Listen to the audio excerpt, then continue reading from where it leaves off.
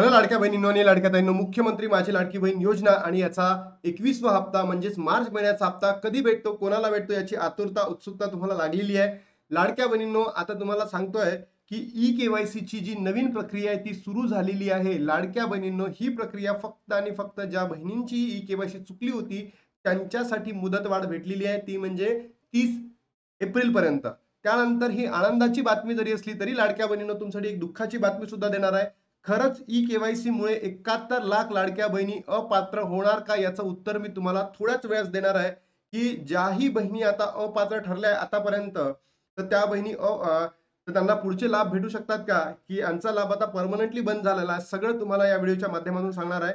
आणि सोबतच ज्या बहिणींची ई-केवायसी झालेली नाही, म्हणजे त्यांनी डिसेंबर पर्यंत ई-केवायसी केलीच नाही, अशा बहिणींचं काय, अशा गोरगरिबीन बहिणी आहे, यांच्यासाठी सरकार का बरं जो ई-केवायसी आहे ते करण्याचं ऑप्शन देत नाहीये, त्याच्याबद्दल आपण बोलणार आहे. आणि लाडक्या बहिणींनो, जी नवीन तारीख झाली आहे, जर तोपर्यंत तुम्ही जर काय केलं, ई-केवायसी कंप्लीट केली, तर तुम्हाला येणाऱ्या 10 दिवसामध्ये होऊ शकतं, माइट बी पॉसिबल, की इथून पुढचा जो मार्चचा जो हप्ता आहे तो तुम्हाला भेटू शकतो. तर चला लाडक्या बहिणींनो, आजची जर तारीख बघितली आहे 3 आणि 30 एप्रिल पर्यंत तुम्हाला ई-केवायसी एडिट करण्याची दिनांक भेटलेली आहे.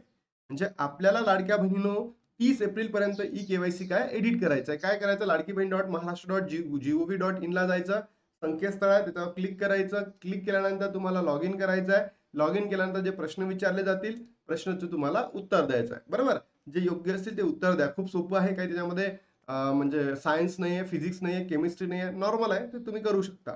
मग आता माझा सरकारला किंवा या आदितीताई तटकरे यांना एक प्रश्न आहे. हा प्रश्न तुमच्या मनामध्ये पडला का, नक्की मला कमेंट बॉक्स मध्ये सांगा. कारण लाडक्या बहिणींनो, ज्या बहिणींची ई-केवायसी चुकली होती त्यांच्यासाठी ऑलरेडी 31 मार्च पर्यंत काय दिली, मुदतवाढ दिली. मग आता पुन्हा 1 महिना मुदतवाढ देण्याची का गरज पडली एप्रिल पर्यंत? ठीक आहे, तुम्ही दिली, तुमच्या डिसिजनला आम्ही मान्य करतो, कारण की महाराष्ट्रातील असंख्य बहिणी अशा राहिलेल्या असतील की त्यांच्यासाठी काय होय, तुम्ही वाढून दिलं. पण याच आदितीताई तटकरेंना, ज्या एक महिला आहे, या महिला ज्या बहिणींनी ई-केवायसी केलेलीच नाही, केलेलीच नाही, म्हणजे 31 डिसेंबर पण त्यांची केवायसी झाली नाहीये, तर अशा तर गोरगरिबीन बहिणी असंख्य आहेत. मी तर म्हणतो लाखो गोरगरिबीन बहिणी आहे आणि त्या पात्र सुद्धा आहेत. तरी सुद्धा त्यांचा लाभ बंद झाला, तरी सुद्धा तुम्ही त्यांच्यासाठी वाढवून देत नाहीये. मग याच्या मागे तुम्ही, हे जे सरकार आहे, हे फक्त नाटक करत आहे का, ढोंगीपणा करत आहे का, जसं खरात बाबा करत आहे, लाडक्या बहिणींचं लक्ष विचलित करण्यासाठी एक चला बाबा काहीतरी नेऊन द्यावं, की त्यांना पुढे वाढवून द्यावं, असं काही आहे का? नक्की काय आहे ते आम्हाला सांगा.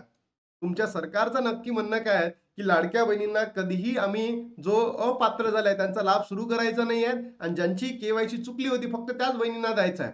आणि लाडक्या बहिणींनो, त्याच्यामध्ये सुद्धा तुम्ही जर बघितलं असाल, की ज्या बहिणींची ई-केवायसी झालेली नाही आहे, त्या खरंच पात्र आहे हो.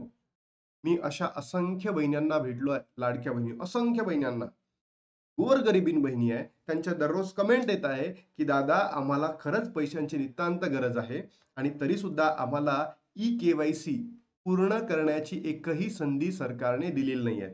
मग मला असं नाही म्हणायचं की या बहिणींनी ई-केवायसी एडिट करायचं होतं, 3 महिने दिले, मग आताही द्यायला पाहिजे होतं का? तुम्ही दिलं, मान्य, तुम्ही तुमच्या डिसिजनला आम्ही वेलकमच करतो. पण प्रॉब्लेम इज दॅट, की ज्या बहिणींची ई-केवायसी झाली नाहीये त्यांच्यासाठी का नाही?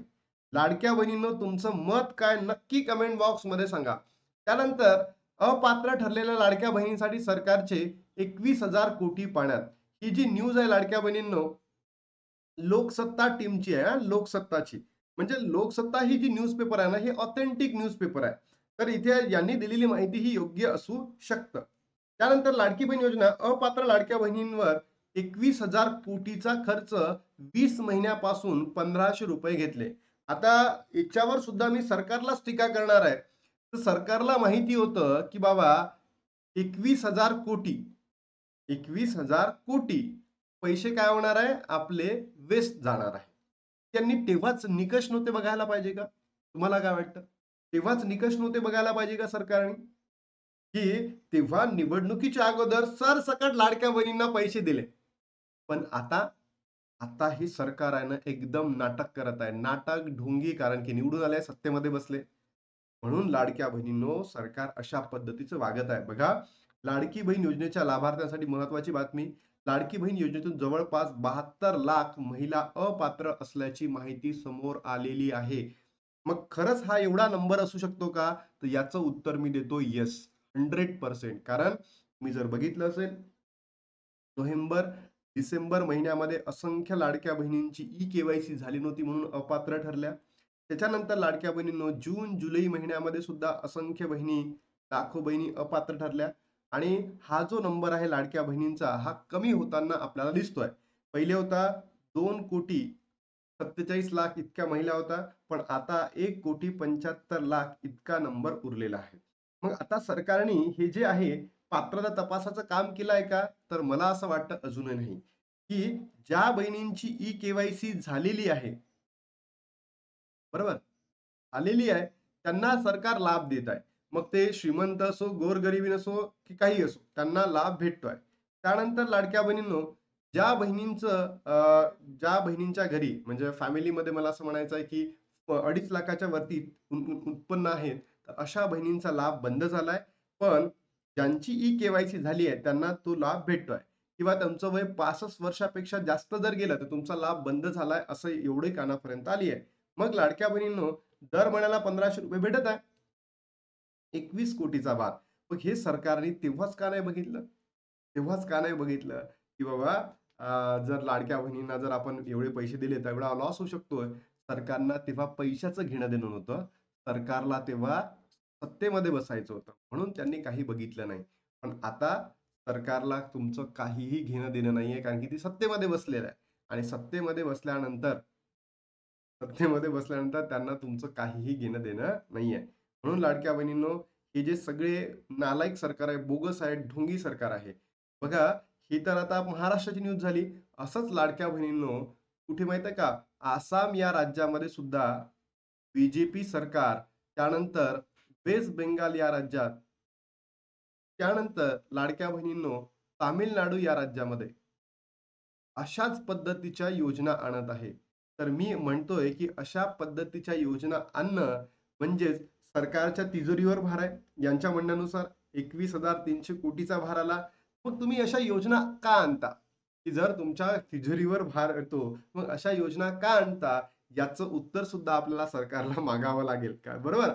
तर लाडक्या बहिणीनं तुम्ही विचार करू शकता. तुमच्या काही प्रतिक्रिया असतील, तर नक्की कमेंट बॉक्समध्ये सांगू शकता. की अशा पद्धतीच्या ज्या योजना आहेत सरकारने आणाव्या का? आणि आणल्यात तर सर्व निकष पहिलेच चेक करावे का? की ज्या बहिणींना फक्त गरज आहे, ज्या बहिणींना काय गरज आहे, अशाच बहिणींना काय मिळाला पाहिजे? लाभ मिळाला पाहिजे. अन्यथा तो लाभ मिळायला नको. ज्या बहिणी श्रीमंत आहे, ज्या बहिणी श्रीमंत आहेत हां, त्यांचा लाभ बंद करा. पण ज्या बहिणींकडे गरज आहे, ज्या बहिणी एकल आहे, विधवा महिला आहे, त्यांची ई-के-वाय-सी झालेली आहे. अशा महिलांचा लाभ सरकारने पुन्हा सुरू करावा एवढीच मागणी आहे आणि तीही लवकरात लवकर करावा एवढीच मागणी आहे. त्यानंतर महत्त्वाचा मुद्दा आहे, की जी लाडकी बहीण आहे, या लाडक्या बहिणींना जर पैसे भेटले नसेल नोव्हेंबर, डिसेंबर, त्यानंतर जानेवारीमध्ये, आता फेब्रुवारी महिन्यामध्ये सुद्धा असंख्य लाडक्या बहिणी अशा बघितल्या, की त्यांचा लाभ बंद झालेला आहे. तर अशा बहिणींसाठी मला असं वाटतं, की त्यांना पेंडिंग लाभ भेटणार नाही. त्यांना पेंडिंग लाभ भेटणार नाही. असंख्य वृत्तवाहिन्या बघतोय, माध्यमे बघतोय आणि तिथे सांगितलं जातं, की पेंडिंग लाभ तुम्हाला भेटेल. म्हणजे 4,500 भेटेल, 6,000 भेटेल, ₹7,500 भेटेल. काय जे जिकडे चालू आहे ₹3,000 भेटेल. पण लाडक्या बहिणींनो तुम्हाला हे पैसे भेटणार नाही म्हणजे नाही.